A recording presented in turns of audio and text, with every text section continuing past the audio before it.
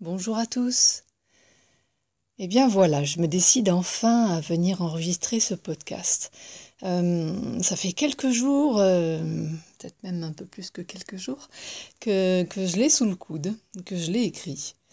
Et voilà. Et en fait, je l'enregistrais pas. J'avais toujours autre chose à faire. Aujourd'hui, j'avais du pain à faire à la maison. J'avais toujours une bonne idée plutôt que d'enregistrer ce podcast.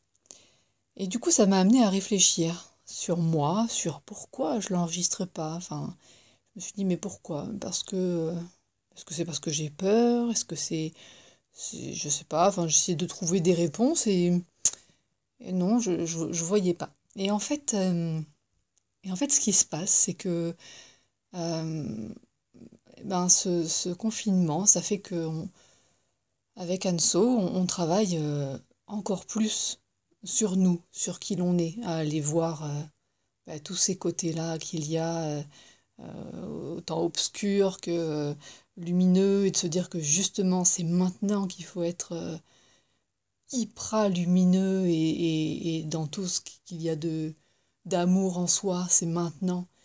Et, euh, et voilà, et en fait du coup ça avance extrêmement vite, nos pensées, Voilà, et en fait je me rendais compte que bah, à chaque jour qui venait, je reprenais le texte et je remodifiais des choses ou je rajoutais des choses. Et en fait, j'arrivais pas à le poser et à me dire, ok, ben voilà, sûrement ta pensée aura encore avancé demain, mais là, aujourd'hui, pose-le dans l'instant T. Et en fait, voilà. Donc tout ça pour dire que cette pensée-là, elle est vraiment le reflet d'un moment précis.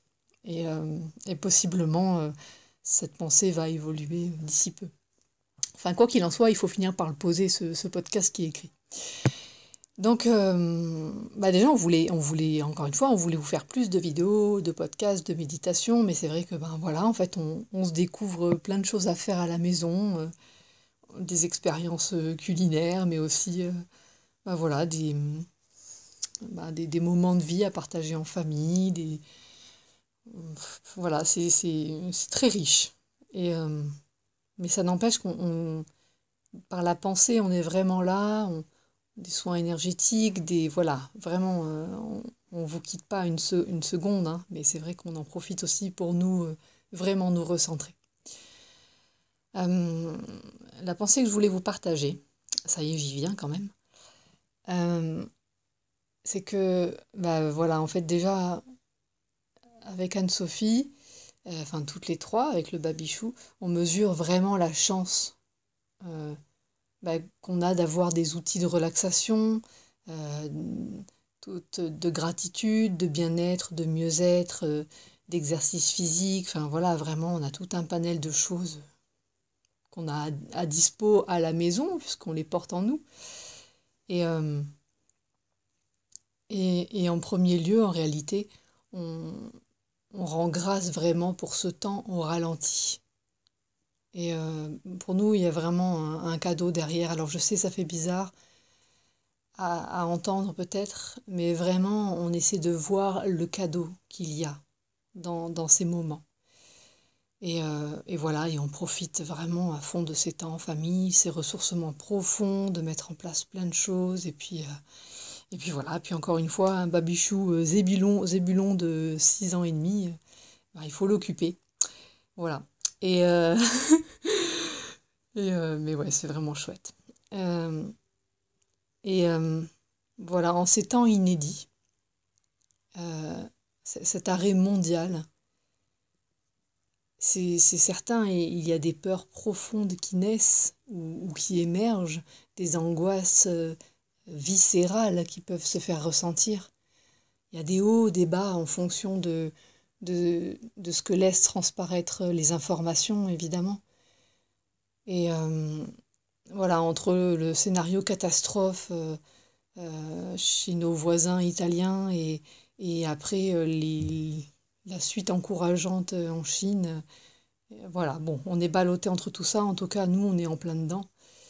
Et quoi qu'il en soit, les émotions qui se réveillent ou qui se révèlent sont naturelles et elles ont leur place. Voilà ce que j'avais envie de vous dire déjà. Euh, donc Soyez en amour avec vous.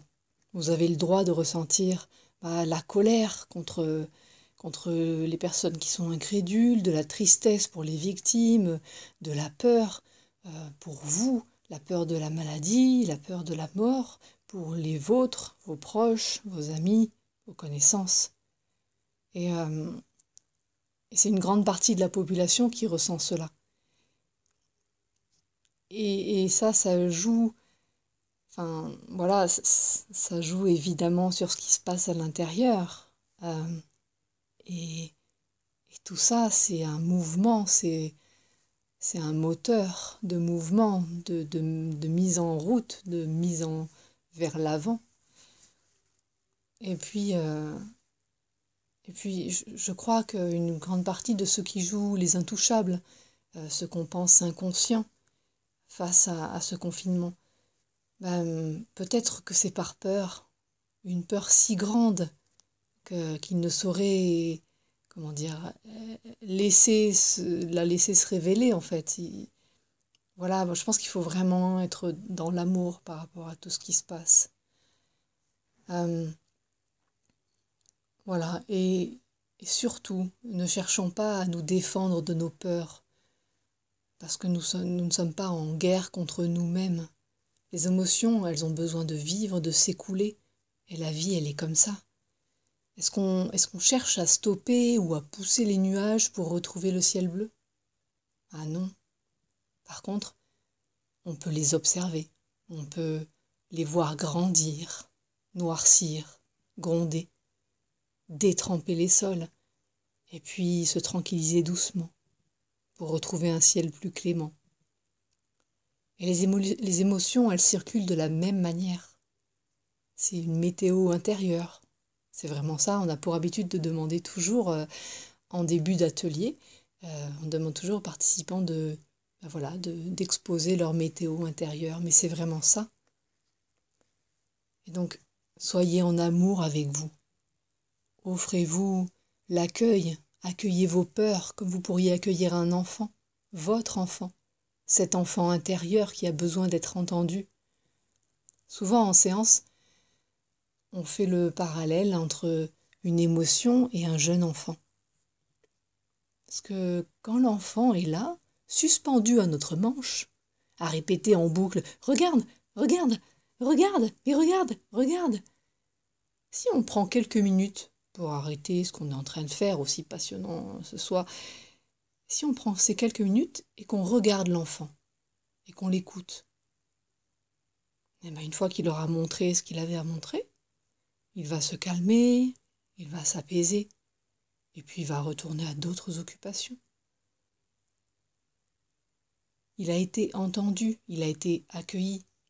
Par contre, si nous prêtons attention nous ne prêtons pas attention à sa demande, là il devient de plus en plus insistant, jusqu'à exploser de colère, ou se recroqueviller en pleurs et se cacher là, tout au fond, ressentant un profond désamour. Autrement dit,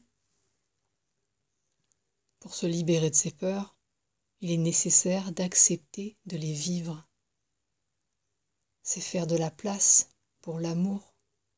Oui, la peur et cet autre de l'amour.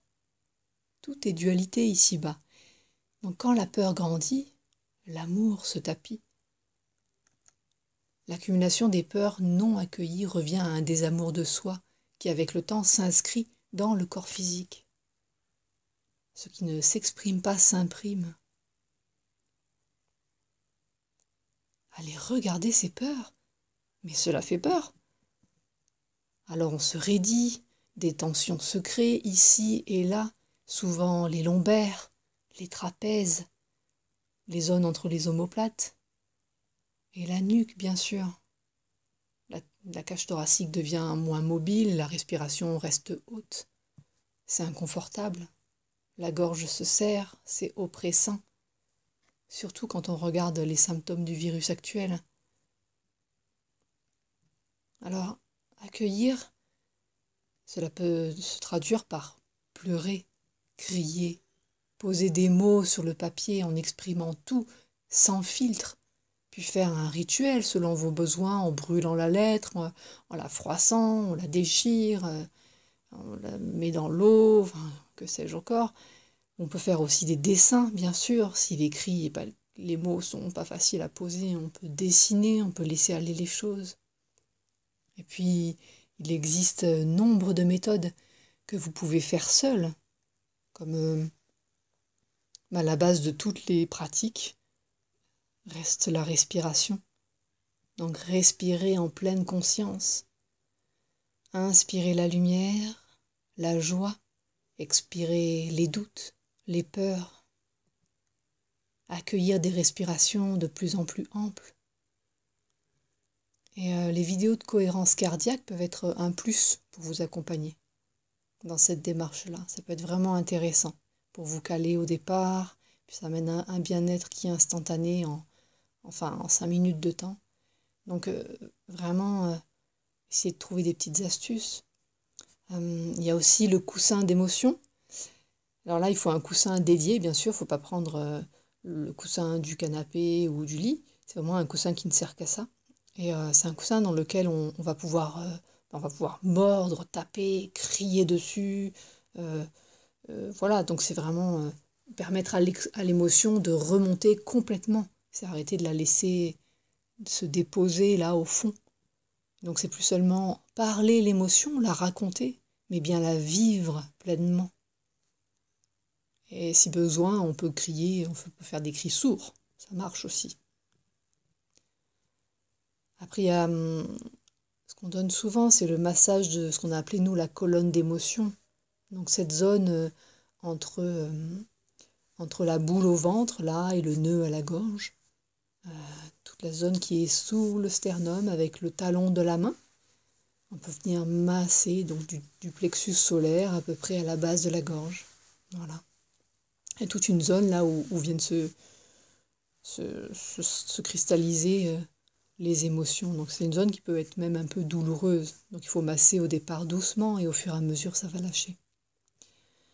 Après il y a tout ce qui est issu des méthodes, par exemple la méthode Tipeee, avec le scan corporel, la description. Il y a l'EFT avec les stimulations par tapotis sur différents points du corps, ou la méthode NERTI aussi qui mêle les deux aspects. Il y a la méditation bien sûr, elle peut être guidée pour vous accompagner, cela simplifie surtout au départ.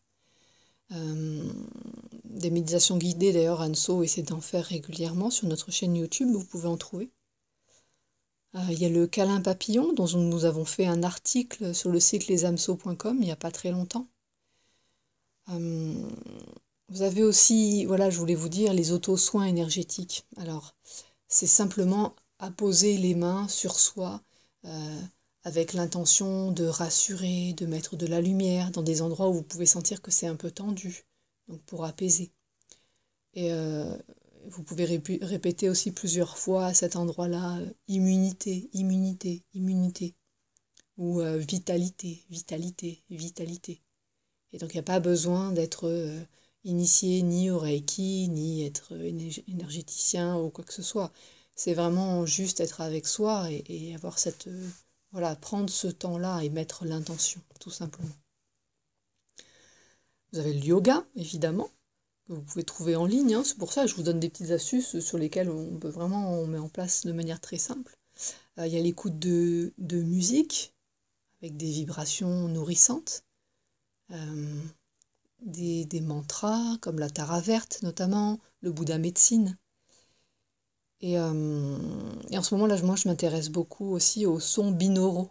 Alors, vous pouvez regarder ça, c'est pas mal, ça peut mettre vraiment dans un état... ça peut mettre le cerveau en onde alpha assez rapidement. Donc voilà, ça peut être lié d'ailleurs à la méditation, c'est vraiment sympa. Et si vous vous sentez déstabilisé, vous pouvez... Excusez-moi, je bafouille. Vous pouvez axer aussi vos intentions précisément sur le chakra racine. Donc c'est vraiment celui qui est à la base de la colonne vertébrale. Autrement dit, entre le bout du coccyx et le pubis, l'os pubien. Et donc il est vraiment là. Et là, vous pouvez vraiment ancrer, ancrer votre intention, c'est le cas de le dire, puisque c'est là que se cristallise la peur notamment, à la base. Voilà, ce qui fait que ça fait descendre vraiment le taux vibratoire du corps. Donc ça peut être intéressant de s'y intéresser. Ah, oui, intéressant de s'y intéresser, voilà. Vous avez un travail à faire aussi. Voilà, si vous avez envie de faire un travail sur vous, trouvez ce qui vous convient en expérimentant. D'accord? Toutes les méthodes ne sont pas faites pour tout le monde. Il faut vraiment être en accord avec soi, puis ça évolue de toute manière. Il y a des méthodes qu'on utilise pendant un moment et on peut passer à autre chose après. On est tous différents. Et je dirais même que chacun est unique. Alors adaptez, apprenez à vous écouter, à savoir qui vous êtes selon votre vécu. Et si vous avez tendance à refouler vos ressentis, le malaise intérieur se trouve proportionnel à ce qui se tapit dans l'ombre au fond de vous. Donc voilà, mais soyez toujours en amour avec vous. Si vous avez des demandes particulières, voilà, vous pouvez nous contacter. Et si on peut vous répondre, on le fera avec grand cœur. Car trouver la paix intérieure permet de vivre avec gratitude et en harmonie. Ou inversement, vivre empli de gratitude pour la vie et en harmonie permet de trouver la paix intérieure. Et voilà, et le bonheur, c'est le chemin. Quoi qu'il en soit, aujourd'hui, il nous est offert de ralentir pour la majorité d'entre nous. Comme à chaque instant, c'est une grande expérience avec soi. C'est emprunter le chemin vers soi plus en conscience, que l'on soit en confinement seul, face à soi ou avec des proches. Car les personnes autour de nous sont des miroirs pour nous permettre d'observer qui l'on est, ou ce que l'on veut être ou ce que l'on veut pas être. Enfin, ça peut être plein de choses, mais voilà, il y a toujours quelque chose en résonance. Et ces temps-ci, je pense souvent à l'image du sage. Le sage, je discutais avec un ami qui est moine bouddhiste et on discutait de ça il n'y a pas très longtemps. Et le sage, on le décrit comme silencieux, immobile et aligné.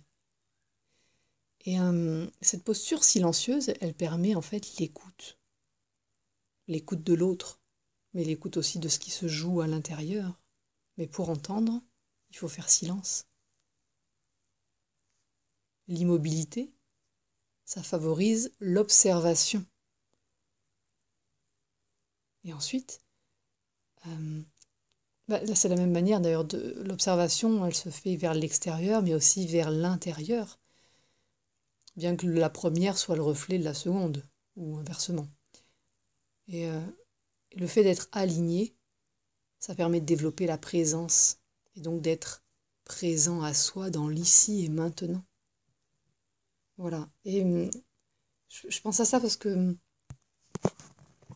c'est vraiment quelque chose qui revient en ce moment. J'y pense beaucoup. Voilà, je voulais vous le partager. Je voulais aussi vous rappeler que ce qui se vit aujourd'hui est également empreint des expériences passées, des traumas passés. Qu'ils viennent de cette vie, ou dans le transgénérationnel, le génétique, cellulaire, et aussi les mémoires dans les aspects karmiques, les vies antérieures. Et nous avons traversé des périodes de peste et autres épidémies. Nous avons peut-être vu nos proches s'éteindre sans pouvoir rien faire, peut-être avons nous-mêmes perdu la vie. Il y a également la mémoire collective, ces périodes d'épidémie se sont maintes fois répétées. Elles sont imprimées là, en nous, même si nous n'en avons pas conscience. Et il en est de même pour la fin d'une civilisation avec la chute des peuples, comme la Lémurie ou encore l'Atlantide. Et nous avons tant de mémoire en nous. Et du coup, toutes les expériences traumatisantes avec la maladie, la mort s'expriment ici et maintenant. Et cela peut réactiver un mode survie chez certains, avec la panique, la peur de manquer de pâtes ou autre. Mais c'est vraiment quelque chose de viscéral qui se joue. Donc voilà, rester à l'écoute de ce qui se passe à l'intérieur, et avec beaucoup d'amour. Cette période, c'est surtout l'occasion de transmuter collectivement, je dirais même de transcender massivement de lourdes charges, pour ensuite se relier aux forces plus grandes que nous. C'est un lâcher-prise, un laisser-être, plus exactement. Ce qui ne requiert aucune passivité, bien entendu. On est actif, on est acteur dans le lâcher-prise, dans le laisser-être. Et comme on l'évoque souvent, régulièrement, il y a l'état d'être absolu, lorsque l'on a conscience de cette unicité totale qui englobe l'idée même de la dualité. Quand nous sommes reliés à la source, au divin, quel que soit le nom que l'on pose. Dans cette pensée, rien n'est extérieur, tout fait partie du grand plan divin, et tout est juste. Il n'est pas de sombre énergie extérieure qui viendrait attaquer notre monde. Et puis, il y a notre part relative, et elle a toute sa place, car notre humanité a besoin d'être entendue dans tous ses doutes, ses colères. Alors oui, c'est humain d'avoir peur. La bonne nouvelle, c'est que l'on peut apprendre à les accueillir, toutes ces peurs, toutes ces émotions.